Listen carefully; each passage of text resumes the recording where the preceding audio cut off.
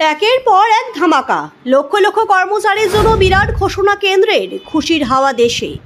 Lok Sabha vote পেরিয়েছে বেশ কিছুদিন, ওদিকে সামনেই হরিয়ানা এবং জম্মু কাশ্মীরে রয়েছে বিধানসভা নির্বাচন। এই আবহে সরকারি কর্মচারীদের জন্য একেবারে নয়া পেনশন স্কিমের ঘোষণা করল কেন্দ্র। এই প্রকল্পের মাধ্যমে 23 লাখ কেন্দ্রীয় সরকারি কর্মচারী লাভবান হবেন বলে জানিয়েছেন কেন্দ্রীয় মন্ত্রী অশ্বিনী বৈষ্ণব। পেনশন নিয়ে বিরাট ঘোষণা কেন্দ্রের। সেপ্টেম্বরেই কনফার্ম বাড়ছে কেন্দ্র সরকারি কর্মীদের ডিএ। অষ্টম পে কমিশন নিয়েও জল্পনা জোরালো হচ্ছে। এরই মাঝে ঘোষণা হলো নয়া পেনশন স্কিমের। যদিও সরকারি কর্মীদের দাবি মেনে পুরনো পেনশন স্কিম ফেরানো হচ্ছে না।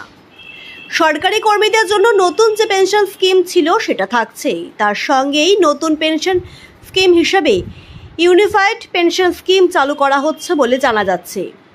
শনিবার কেন্দ্রীয় মন্ত্রিসভার বৈঠকের পরে এই ইউনিফাইড পেনশন স্কিমের ঘোষণা করে কেন্দ্র।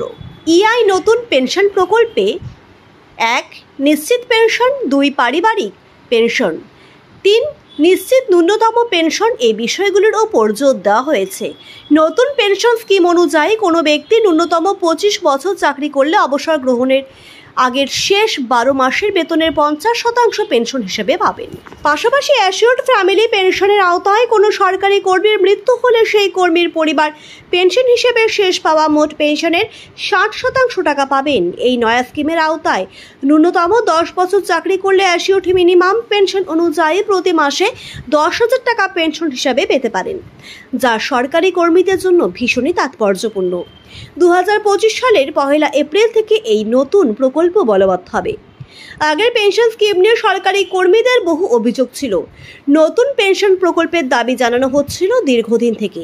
সেই দাবিতেই এবার শিলমোহর। এবার থেকে নিজেদের পছন্দ এবং সুবিধা মতো ন্যাশনাল পেনশন স্কিম এবং ইউনিফাইড পেনশন স্কিমের মধ্যে যে কোনো একটি বেছে নেওয়ার সুযোগ পাবেন সরকারি কর্মীরা।